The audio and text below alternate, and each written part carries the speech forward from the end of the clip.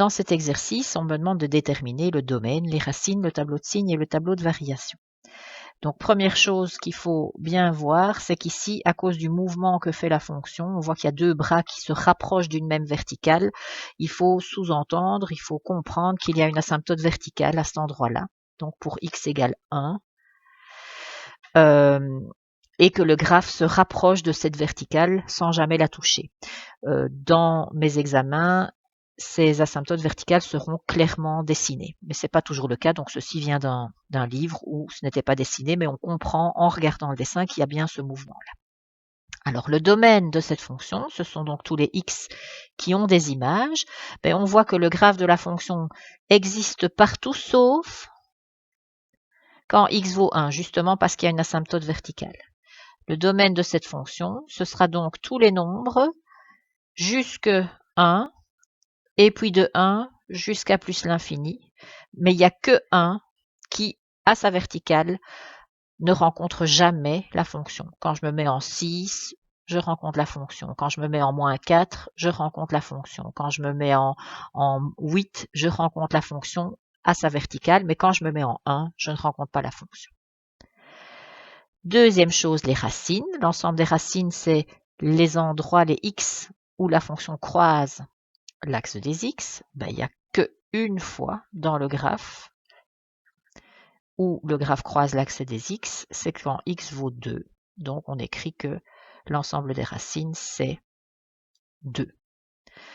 Alors maintenant, le tableau de signes et le tableau de variation. D'abord le tableau de variation. Dans le tableau de variation, je te rappelle qu'il faut mettre les points de rupture et les endroits où on change de variation. Donc, on descend et puis on monte, ou bien on monte et puis on descend. Quand on se met sur la fonction, en fait, elle ne fait que descendre jusqu'au point de rupture. Et puis quand je me remets sur le deuxième bras de la fonction, de nouveau, je ne fais que descendre. Donc, je vais avoir au niveau de mon tableau une rupture qui se passe quand x vaut 1. Il y a une asymptote verticale.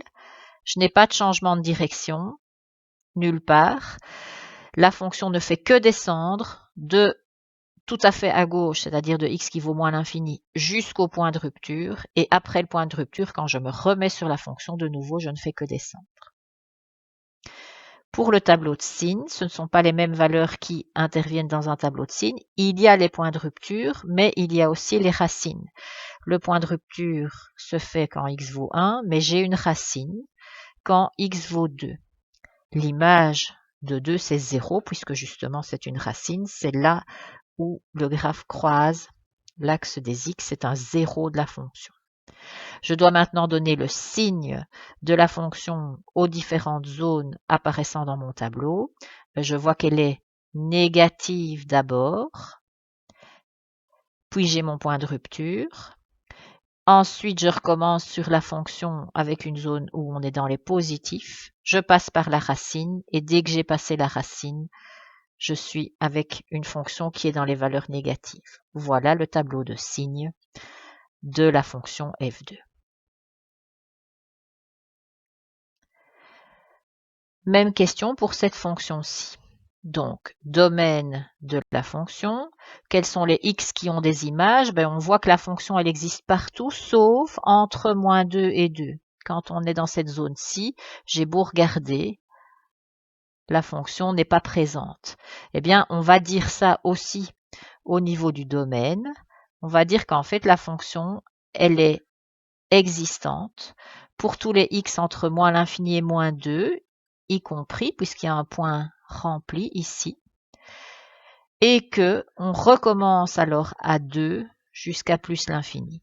Entre moins 2 et 2, il n'y a pas de fonction. Je dois maintenant déterminer les racines. Les racines, c'est les endroits où la fonction croise l'axe des x. Elle la croise 2 fois. L'ensemble des racines, c'est donc moins 2 et 2. Pour le tableau de variation, je dois déterminer les endroits où la fonction change de direction et les points de rupture. Ce sont les deux types de points qui apparaissent dans le tableau de variation. Si je me mets sur la fonction, je vois que elle descend jusqu'au point moins 2, 0. Il y a une rupture et puis elle repart du point 2, 0 et elle ne fait que monter. Eh bien, c'est ça qu'on va noter dans le tableau de variation. La fonction descend jusqu'au point moins 2, 0. Il n'y a plus rien jusqu'au point 2, 0. Et puis, la fonction ne fait plus que monter aussi loin qu'on veut vers la droite. Voilà le tableau de variation de cette fonction. Pour le tableau de signe, on doit reprendre dans le tableau les points de rupture. Donc, moins 2 et 2 sont des points où on a dû lever son crayon pour pouvoir repartir. C'est bien des points de rupture. Mais ce sont aussi les racines. En fait, elles ont le double statut, ces deux valeurs-là. Donc, je les mets. Il n'y a toujours pas de fonction entre moins 2 et 2.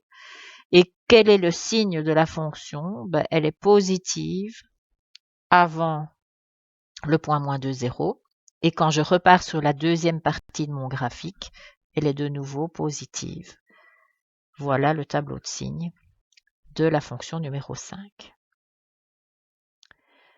Alors, même chose pour cette fonction-ci. Alors, le dessin n'est pas clair, donc je vais quand même le refaire comme il devrait être fait normalement. Il y a un point vide ici, et puis la fonction fait une sorte de cloche. Et puis, il y a de nouveau un point vide, et puis c'est tout. C'était pas clair sur le dessin.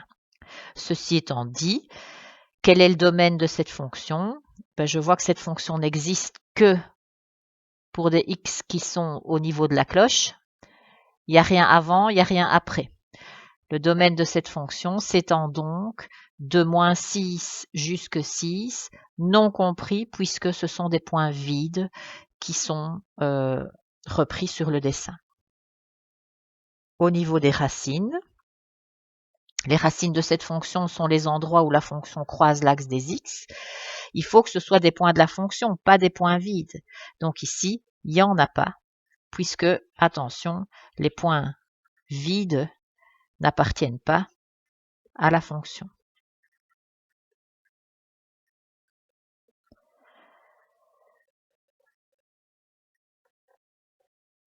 Alors, il me reste à faire le tableau de signe et le tableau de variation. Dans ce tableau, je dois reprendre les valeurs de x qui sont soit des points de rupture, c'est-à-dire des endroits où on relève et on remet son crayon, soit des changements de direction pour le tableau de variation. Quand je regarde ce que fait la fonction, elle commence au point vide qui se trouve en x qui vaut moins 6, elle monte et puis elle descend.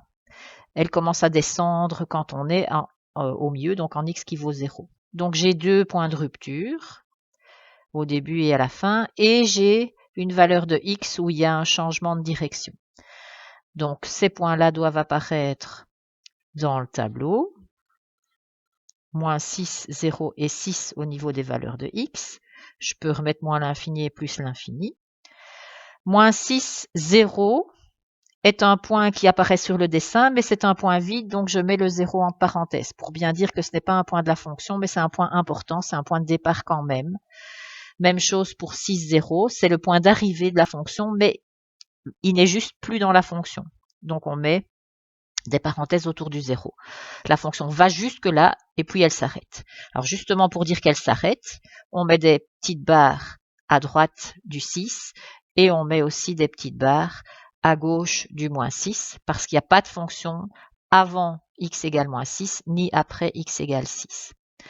Alors le point 0,4 est le sommet, la fonction monte et puis elle descend. Elle commence au point moins 6, 0, un point vide. Elle monte jusqu'au point 0,4 qui est donc un maximum. Elle redescend jusqu'au point 6, 0 qui est un point vide. Et puis il n'y a plus de fonction. Voilà le tableau de variation de la fonction f6. Pour son tableau de signes, dans le tableau de signes apparaissent les racines, mais on a dit qu'il n'y en avait pas, et les points de rupture. Les points de rupture, on en a deux, 6, 0 et, enfin, le point moins 6, 0, avec le 0 en parenthèse parce que c'est un point vide, et le point 6, 0, de nouveau, avec le 0 en parenthèse parce que c'est un point vide. À gauche et à droite de ces deux points-là, il n'y a pas de fonction, et au niveau du signe, cette fonction reste positive partout entre son point de départ et son point d'extrémité. Donc voilà le tableau de signes de la fonction f6.